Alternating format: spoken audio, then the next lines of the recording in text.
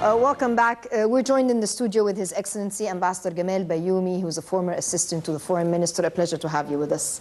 And we're also joined this evening with Senator Dalia Youssef, member of the Egyptian Parliament. A pleasure to have you with us. Thank you very much. Ladies and gentlemen, maybe before we start getting into any discussion, did you expect the results? Me, no.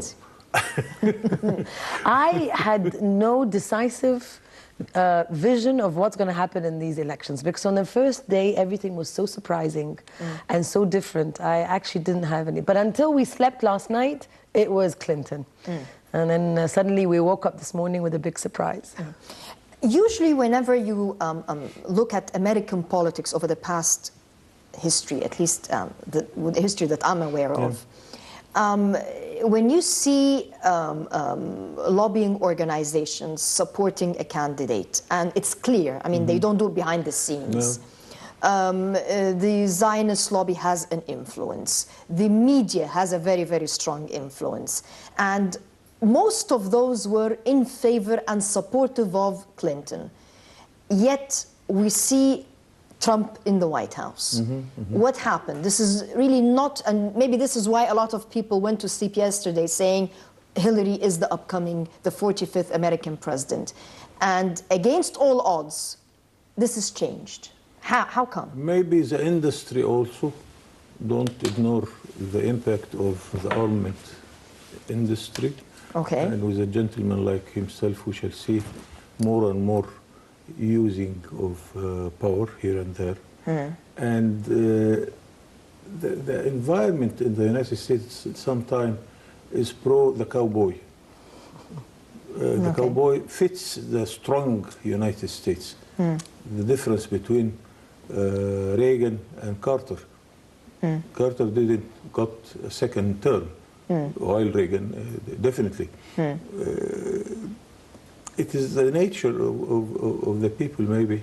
But I am ready to learn more and more about the details, because we have to learn a lot of details about what really happened. Because from early beginning, he got it. It was not like when George Bush, the son, was elected. It was neck to neck, almost. Yes. But here it is clear cut. This is a little bit amazing.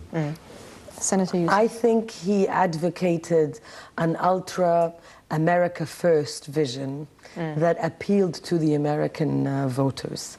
Whilst Secretary Clinton, more of a politician, has more background on the institutional policies of the United States, and was not going to bring in any change. I think the Americans voted for change. Does this mean that the Americans maybe, I don't know, but as someone observing the scene from outside, Clinton was a representation of the American foreign policy? Absolutely. Is it a sign that the Americans want a president to concentrate more on home? Yes. And maybe less on the outside?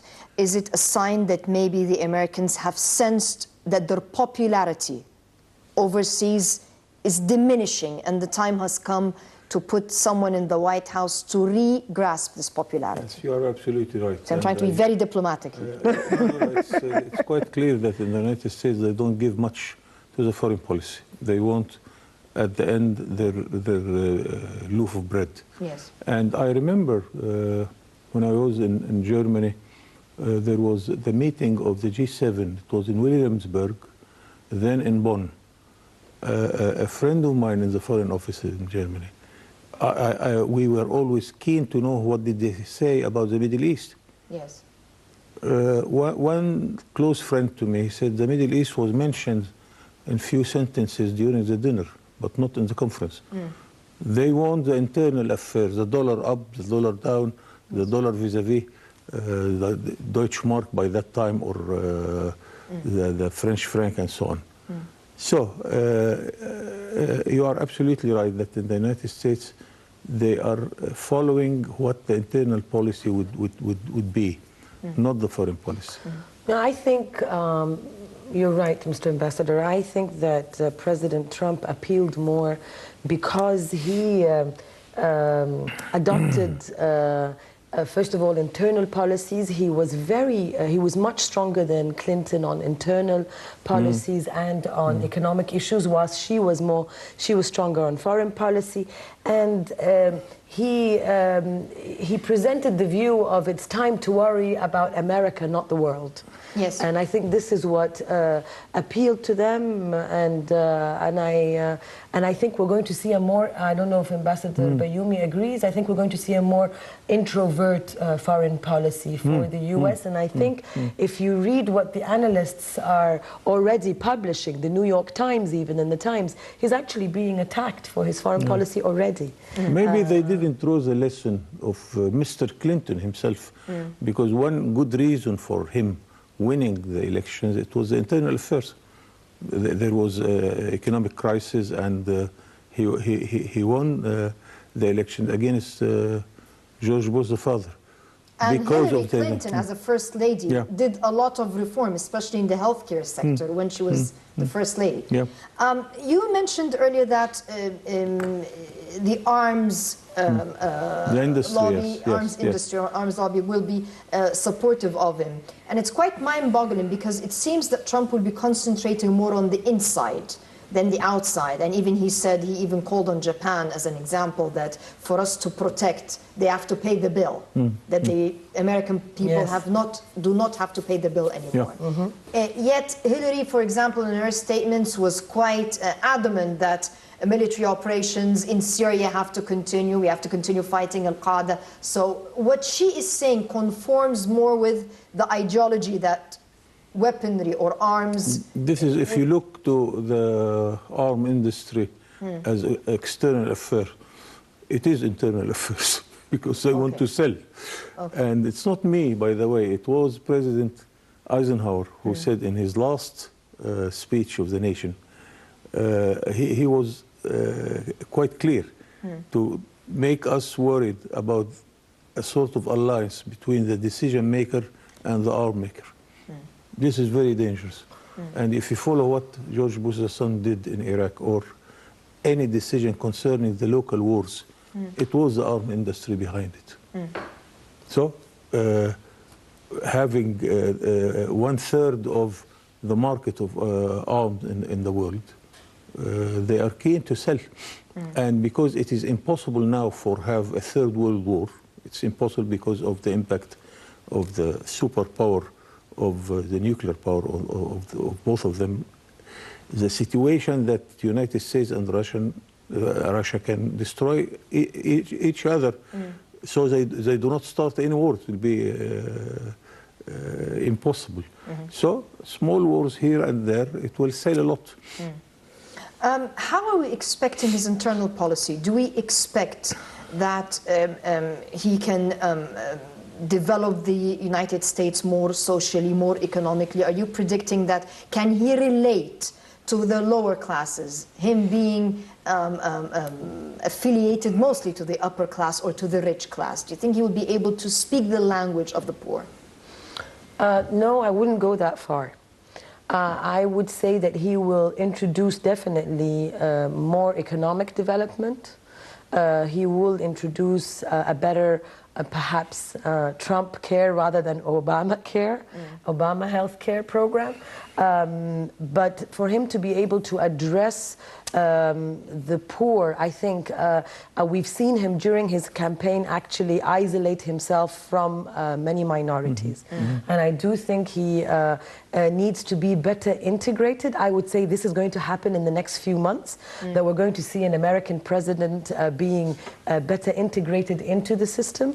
And therefore, perhaps we might see a different address, a different language, but I don't think he will ever appeal to the poor, because, like you say, he does come from the upper rich.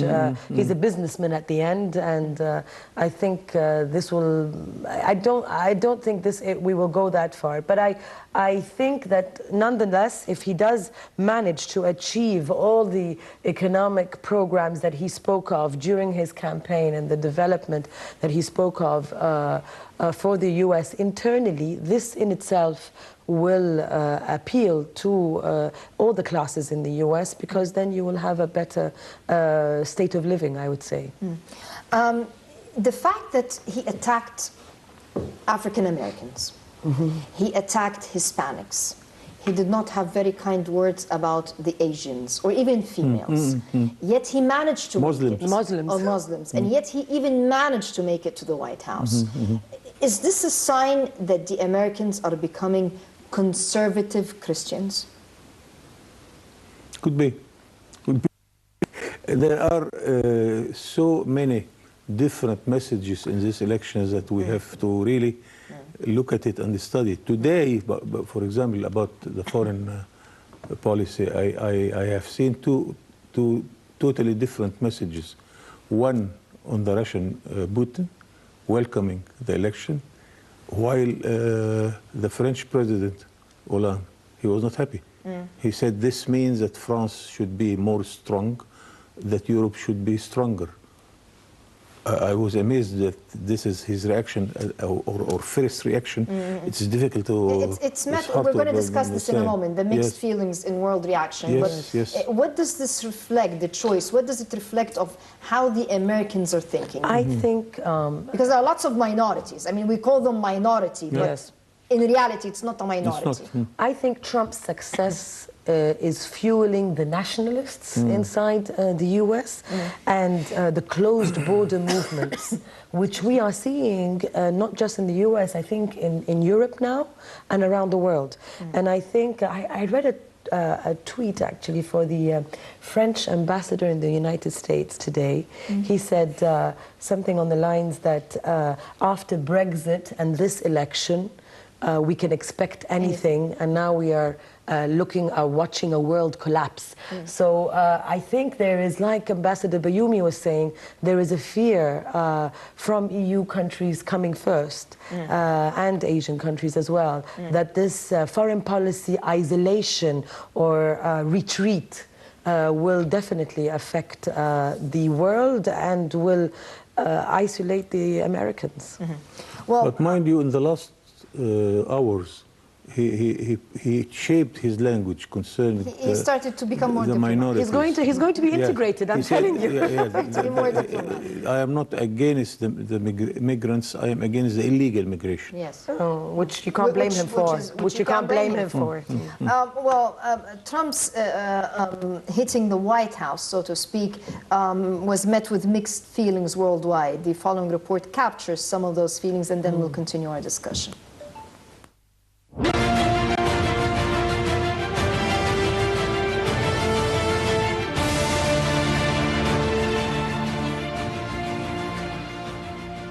Shock and uncertainty at Trump's victory. Egypt's President Abdel Fattah al-Sisi was one of the first to congratulate Trump. The U.S. President-elect Donald Trump expressed his utmost appreciation to the president, pointing out that he was the first international call he had received to congratulate him on winning the election. Putin congratulated Trump, expressing hope for a conservative dialogue. The Kremlin used the long-tortured United States elections campaign to prove the global reach of its destructive disinformation operation and to cast doubt on the entire Western democratic process. Analysts saw an opportunity for Moscow to extend its reach and possibly to shed economic sanctions imposed by the United States and Europe over its actions in Crimea and eastern Ukraine. Earlier, Trump has questioned the value of NATO and demanded that America's allies pay more for their collective defense. Jens Stoltenberg, the NATO Secretary General, noted that such a stance was not compatible with the treaty obligation of the United States. Meanwhile, in Europe, the far right rejoiced. Two anti-immigrant nationalist leaders, Geert Wilders in the Netherlands and Marine Le Pen in France, cheered Trump's victory. Le Pen, the leader of the National Front in France and a candidate for the French presidency, congratulated Trump on Twitter and declared the American people free. Prime Minister Viktor Orban of Hungary, one of the few European leaders who spoke favorably of Trump during the campaign, wrote on Facebook, "What a great news, democracy is still alive." Prime Minister Charles Michel of Belgium, addressing himself to Trump, said in a statement, "I hope you will continue to lend your support to the European project and help to guarantee continuing security within the NATO framework." Foreign Minister Frank-Walter Steinmeier of Germany, a country where Trump is deeply unpopular, appealed for reconciliation. If Donald Trump really wants to be president of all Americans, then I think his first duty is to fill the deep rifts which arose during the campaign, Steinmetz said. On another front, Iran vows to maintain nuclear agreement. Trump has called the January agreement between Iran and world powers the worst deal ever, and he has vowed to unilaterally abandon it. Under the agreement, Iran has given up large chunks of its nuclear program in exchange for some sanction relief. Tehran's stock exchange went into a free fall today, losing 1,300 points in 1 hour. Head of Iran's atomic energy program told the semi-official Tasnim news agency that the country will try to continue to implement nuclear agreements regardless of the presidential outcome. Palestinian President Mahmoud Abbas said in a statement that he congratulates the elected American President Donald Trump and hopes a peace will be achieved during his term. Netanyahu, on the other hand, calls Trump a true friend of Israel. President-elect Trump is a true friend of the State of Israel, and I look forward to working with him to advance security, stability, and peace in our region, Prime Minister Benjamin Netanyahu said in a statement. The United States is Israel's most important ally. In Japan, Prime Minister Shinzo Abe, who had been planning to meet Mrs. Clinton in Washington in February, tried to calm his country as the yen surged and stocks tumbled. Hand in hand with Trump, we will try to work together, he said. On the campaign trail, Trump singled out Japan. He claimed that Tokyo was not paying its fair share to support the United States military bases, calling into question the American commitment to defend Japan in case of attack. Meanwhile, South Korea warns the North not to misjudge. President Park Geun-hye of South Korea congratulated Trump, citing his experience with excellent achievements in favored fields and his leadership. North Korea should not misjudge the solidity of the alliance with the United States and the joint ability to respond to provocations. China braces for a tenser relation. Liu Kang, the spokesman for the Minister of Foreign Affairs, said, "We hope to strive together with the new U.S. administration to advance the continued healthy and stable development of Sino-American relations to the benefit of the two countries and the world." Malaysian leader lauds Trump's upset victory. Prime Minister Najib Razak was one of the first leaders to offer effusive praise for Trump. And surprise for India, world's largest democracy, for India, which has become accustomed to the United States' assertion of power in the Asia-Pacific region, a central question is whether Washington will reduce its military presence. Australia says the United States has no better friend. Prime Minister Malcolm Turnbull reassured his people that Americans understand that they have no stronger ally, no better friend than Australia.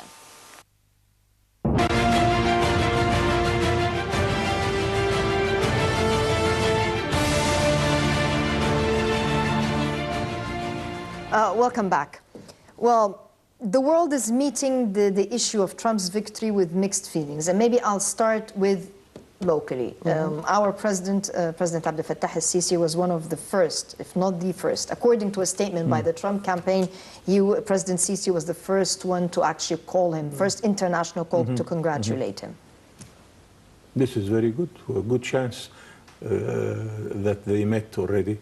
And I believe, frankly, although no president has a large edge in policies, whether foreign policies or internal ones, but I remember when President Sisi met with Angela Merkel in Davos before his first official visit, a high official diplomat told me that the chemistry worked.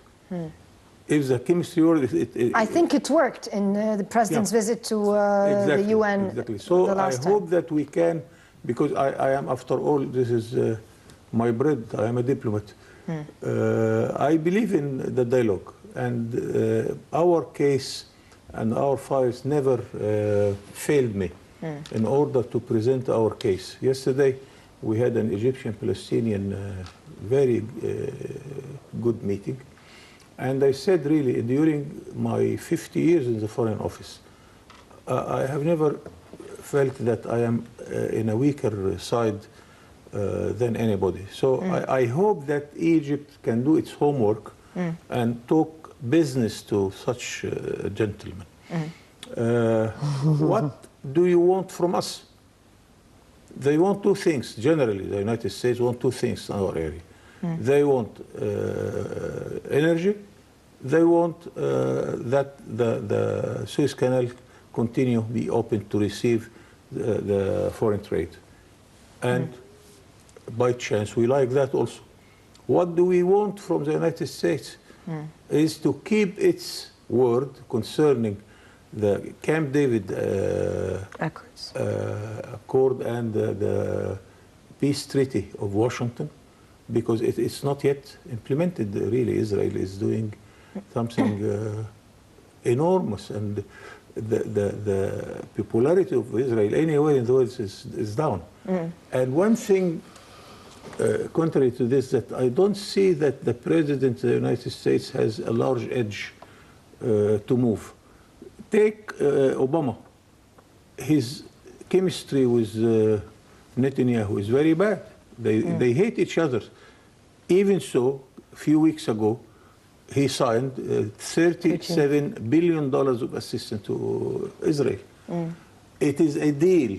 There must be something related to the position of Israel in Syria. That's in the next 10 years as well. For 10 years, yes. Speaking of that, this Justice Act that they were... Justa Act that they were...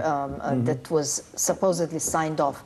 Is there hope for it continue? Trump is against it. He said it during the campaign. But let me go back to President Sisi. During the president's visit to the United Nations General Assembly, I was part of the delegation, and we met with Trump's campaign managers.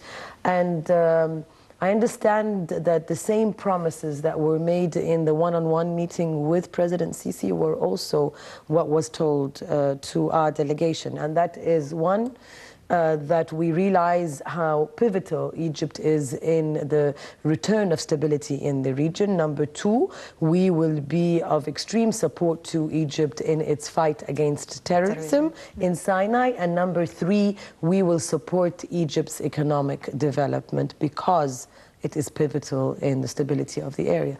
So we hope that this is what we're going to see, and you're right, there is a chemistry between President Sisi. And there was also the first thing that was said is that it's not a secret that, of course, the relations have been so bad in the last, since 2013, 3 years, and that President Sisi has not visited the White House. Yes. But I think we're going to probably extended, both presidents extended invitations. Soon, Trump has been wearing a businessman's hat for the past 70 years. Yeah. He's a businessman, the son of a businessman, so to speak. Will this change once he gets into the White House? In other words, he can be a bit politicized, so to speak, but a businessman always thinks with the profit-oriented kind of culture at the back of his mind. Will that affect his foreign policy? It could be business-like policy, because after all, if you can promise him that he will gain at the end of the game, he would go for any proposal. And this is how I expect the Egyptian diplomacy to act quite energetic nowadays. Because, as I said, Nabil Fahmy once told us, and really I believe about that why we are searching points of difference between us and the United States. Why don't we see that we are in common understanding about many things? We can, of course. And any wise politician looking to Egypt and putting his expectations for the area without giving Egypt its good role, it's nonsense. But also our homework depends on that we prove that we are being strong. If we are stronger, this will be for the sake of peace, for all the people, for every country.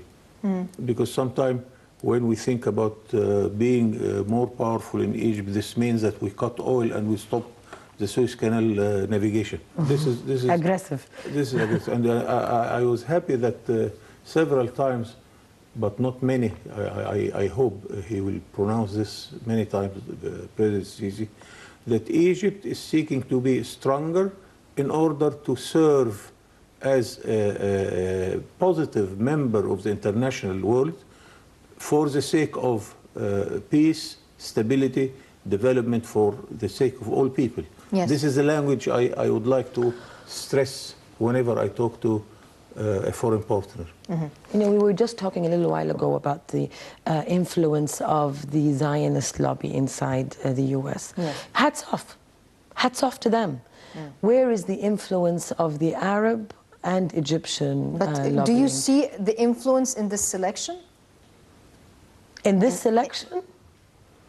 Can we say that maybe the influence... The Muslim voters this time were 1.5 million, and my understanding from the statement that I read from the head of the Muslim community or something somewhere in North Carolina, that most of these votes, 85%, went for Clinton because they were worried about the statements that came out against Muslims from Trump. So no, I don't.